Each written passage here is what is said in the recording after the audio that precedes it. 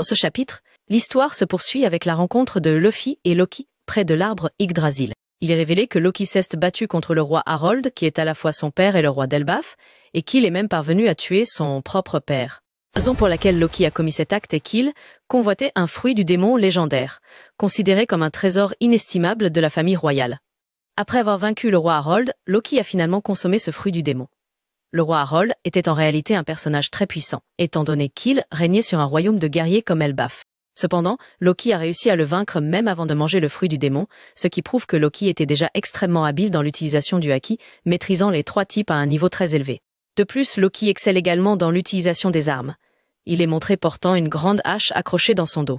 Loki possède aussi un corps incroyablement robuste et une endurance physique exceptionnelle. Bien qu'il ait été attaqué par les troupes d'Elbaf et attaché à l'arbre Yggdrasil, Loki ne s'est pas évanoui et est resté conscient. Il a même été très près de s'échapper, mais heureusement, les soldats d'Elbaf se sont regroupés pour l'en empêcher. À partir de là, nous pouvons imaginer à quel point la puissance de Loki est terrifiante. Au point qu'il faut de nombreux guerriers géants pour le retenir. De plus, de nombreux guerriers géants ont péri dans leur tentative d'arrêter Loki.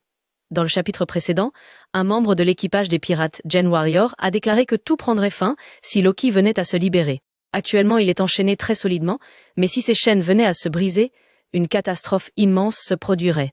L'histoire d'Elbaf est liée à la mythologie nordique, et l'affirmation selon laquelle tout prendra fin fait référence à la guerre de Ragnarök, le combat final impliquant les dieux, les géants et les créatures maléfiques dans la mythologie nordique. Dans le monde de One Piece, bien que l'intrigue diffère de la mythologie d'origine, Ragnarök signifie également une grande bataille qui pourrait détruire le monde. Loki est un personnage capable de déclencher une grande guerre à Elbaf. Quelqu'un finira par libérer Loki de ses chaînes, mais cette personne ne sera pas Luffy. Luffy ne libérerait pas Loki sans une raison valable, car il est maintenant plus sage et comprend pourquoi Loki est retenu ainsi. Après avoir appris suffisamment sur Loki, Luffy décide de partir et de retrouver ses amis. Avant de partir, Loki lui dit qu'ils se reverront bientôt. Pendant ce temps, dans les eaux proches de l'île d'Elbaf, le navire des pirates de Barbe Noire est en vue. La libération de Loki est très probablement liée à l'équipage de Barbe Noire. Comme nous le savons, les pirates de Barbe Noire sont à la recherche de différents fruits du démon. Barbe Noire a de nombreux informateurs. Il pourrait donc déjà être au courant que Loki possède un fruit du démon légendaire à Elbaf. Barbe Noire, qui est passionné par l'histoire, est probablement aussi conscient de la puissance de ce fruit du démon. Après avoir échoué à obtenir les fruits du démon de Boa Hancock et de l'eau, Barbe Noire vise maintenant celui de Loki. Dans un bref retour en arrière, on montre comment Barbe Noire était déjà dans les eaux proches de l'île d'Elbaf. Alors qu'il se trouvait sur l'île de Hachinosu, les pirates de Barbe Noire ont tenu une réunion pour discuter des informations concernant Loki, qui aurait mangé un fruit du démon légendaire à Elbaf.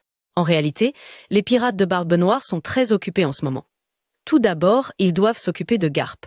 Garp ne peut pas être retenu indéfiniment sur l'île de Hachinosu, car Barbe Noire a l'intention d'utiliser Garp pour négocier avec la marine et le gouvernement mondial. Si Garp reste prisonnier trop longtemps, il pourrait se rétablir et risquer de s'échapper de la prison.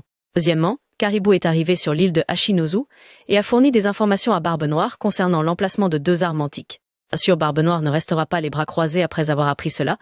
Troisièmement, l'équipage de Barbe Noire souhaite également s'impliquer dans le conflit entre l'armée révolutionnaire et le gouvernement mondial. L'équipage des pirates de Barbe Noire est immense et se compose de commandants titanesques ainsi que d'un équipage basé sur l'île de Hachinosu.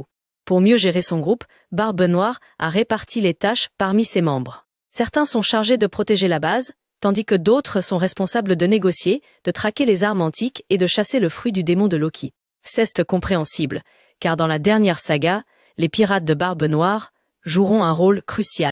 Barbe Noire lui-même s'implique directement dans l'une des équipes pour cette mission d'envergure. Il participera à l'équipe chargée de traquer le fruit du démon de Loki, car il est déterminé à s'approprier ce fruit légendaire. Non, tout ce qu'il avait déjà tenté de s'emparer du pouvoir du Mero de Boa Hancock. Cette fois-ci, Barbe Noire est intervenu en personne et s'est rendu à Elbaf. Il a compris qu'il devait emmener des commandants puissants pour cette mission. L'un d'entre eux est Kuzan, qui est le plus fort des commandants de son équipage. La présence de Kuzan apportera une grande puissance de combat, surtout en cas de grande bataille sur cette île des géants. En plus de Kuzan, Barbe Noire a également amené Shiryu, un assassin expérimenté. Bien que Shiryu ne soit pas aussi puissant que Kuzan, ses compétences en combat, son expertise à l'épée et sa capacité à disparaître seront extrêmement utiles dans diverses situations. Barbe Noire a aussi emmené Sanjuan Wolf, qui est déjà immense même à taille normale. En cas de bataille, il pourra rivaliser avec les géants d'Elbaf. De plus, Sandwan Wolf possède un fruit du démon qui lui permet d'agrandir son corps, dépassant même la taille des géants d'Elbaf. Par ailleurs, Vanogur est également présent. Son pouvoir de téléportation est extrêmement utile, permettant aux navires des pirates de Barbe Noire d'arriver rapidement sur l'île d'Elbaf. Après un bref retour en arrière, le navire des pirates de Barbe Noire a finalement atteint les côtes de l'île d'Elbaf. Cependant, le plan de Barbe Noire ne s'est pas déroulé comme prévu.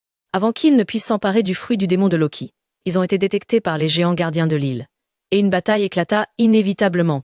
Dans le chaos de la bataille entre Barbe Noire et les forces des géants, les chaînes qui retenaient Loki furent accidentellement brisées. Comme mentionné précédemment, si les chaînes de Loki sont brisées, le Ragnarök commencera immédiatement.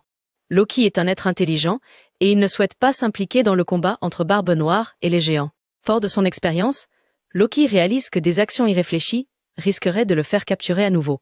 C'est pourquoi sa première action est de quitter les lieux et de se rendre dans un endroit appelé Helheim. Dans la mythologie nordique, Helheim est le lieu où les âmes des morts sans honneur reposent. Cependant, dans l'univers de One Piece, Helheim est une prison pour les criminels d'Elbaf. Là-bas, Loki compte de nombreux amis, ayant longtemps été impliqués dans le monde criminel, et beaucoup de ses compagnons sont désormais emprisonnés à Helheim. Une fois sur place, Loki commence à libérer ses amis ainsi que les autres prisonniers. De cette manière, Loki parvient à rassembler une force de combat considérable, prête pour la guerre. Sur l'île d'Elbaf, il y aura deux grandes batailles. Premièrement, il y aura un affrontement entre les pirates de Barbe Noire et le royaume d'Elbaf. Deuxièmement, une bataille opposera l'armée de Loki aux pirates du chapeau de paille. Comme Loki l'a dit à Luffy auparavant, ils se retrouveront. Les deux combats auront lieu à des endroits différents, car Elbaf est un territoire immense. Pour l'instant, Luffy n'a pas encore rencontré Barbe Noire car son attention est concentrée sur Loki. Alors que le chaos à Elbaf s'intensifie, cette nouvelle atteint l'extérieur de l'île et est entendue par les pirates aux cheveux rouges. Shanks et son équipage se préparent immédiatement à retourner au pays des géants. Il y a 3 raisons principales pour lesquelles les pirates aux cheveux rouges se rendent à Elbaf. Premièrement, ils s'inquiètent que si Loki est libre, la situation deviendra très dangereuse. Deuxièmement, ils ont entendu que les pirates de Barbe Noire sont également impliqués. Cependant, Shanks décide de voir si Luffy est capable de gérer la situation avant d'intervenir. De plus, le gouvernement mondial et la marine arrivent également à Elbaf avec l'intention de tuer Luffy. Comme nous le savons, Im-sama considère Luffy comme une grande menace pour le gouvernement mondial. Dans ce chapitre, nous découvrons également de nombreuses choses intéressantes sur le pouvoir du fruit du démon légendaire de Loki. Dans ce chapitre, nous découvrons également de nombreuses choses intéressantes concernant les pouvoirs du fruit du démon légendaire de Loki. Le pouvoir du fruit du démon de Loki est de type Zoan mythologique, lié au dieu de la guerre. Le fruit du démon du dieu de la guerre d'Elbaf est l'un des fruits du démon légendaire. Tout comme le fruit du démon Nika de Luffy. Le fruit du démon de Loki est une variante de Zoan mythologique différente de celui de Luffy.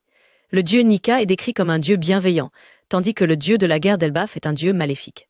Cela permet d'explorer de plus en plus les pouvoirs des dieux dans One Piece, et d'autres variantes de dieux commenceront à être révélées une par une.